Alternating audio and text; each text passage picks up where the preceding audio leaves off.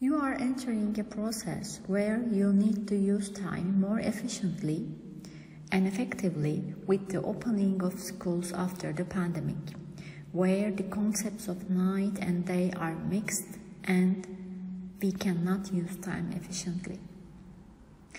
During this process, you need to be able to rebalance the time you take to attend classes, the time you go to school, the time you study, and you set aside for yourself personally. In order to create this balance, you can create a routine again by considering the time you spend at school. The first thing to do is to determine the internal, like your personality traits, and external, like your mobile phone use time, factors that prevent you from using your time effectively. Therefore, raising your self-awareness plays an important role. You can try to notice your excuses, thoughts, strengths, and weaknesses with personality traits that prevent you from using time effectively. There is a certain limit to what each person can do. Therefore, you need to set a goal in line with your own limits.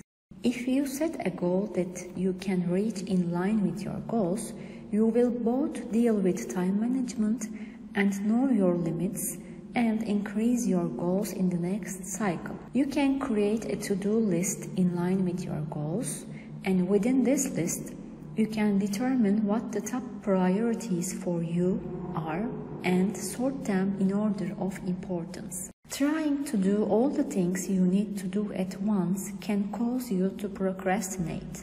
So working in a planned way, doing your work in parts, and setting a deadline will enable you to use your time more effectively. We went through a process where we understood how difficult it is to be alone for a long time in a confined space, and how important the desire to socialize, communicate, and sharing is. In these days, when we are slowly starting to socialize and go back to school, we may be worried about being together with people in this process, while we feel that we miss our friends and school. The anxiety you are experiencing is quite understandable. During this process, everyone's comfort in socializing may be different. What needs to be done is to be aware of the feelings, wishes, and needs we experience and to convey this to the other party correctly. At the same time, it will make our adaptation process easier to start doing the things we used to do and creating new routines in order to socialize. You can explore new places to spend time on and off campus and plan various meetups or activities. You can participate in activities and student societies within the school. At the same time, you can increase your communication with people who will help you get used to the school again. However, you should take care to do all these in a controlled way, to take the necessary precautions, and to stay away from crowded environments as much as possible. Although human beings possess strong adaptability skills, adapting to a new order and creating new routines after this difficult process can force us psychologically for a short time. Therefore, the little things we do in this process will help protect our psychological well-being and enable us to cope with the adaptation process in a healthier way. Perhaps the most important point for a healthy mood is that our diet and sleep patterns are in balance. During this process, you can take care not to skip meals in your diet, stay away from unhealthy foods, and eat nutritious foods. Similarly, you can create routines to keep your sleeping patterns balanced. It is important that you sleep between 7 to 9 hours a day.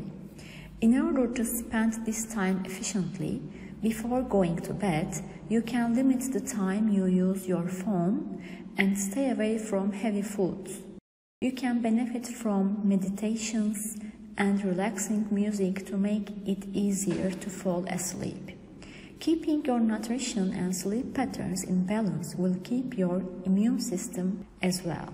Due to staying at home for a long time and the limitation of physical movement we experience, you can exercise and do sports by taking advantage of your own opportunities or the facilities of our school. You can also benefit from relaxation and breathing exercises to cope with your anxiety. In addition to all these, if you find it difficult to re-establish a routine and adapt to this process, you can get professional help from the Student Counseling Center of our university.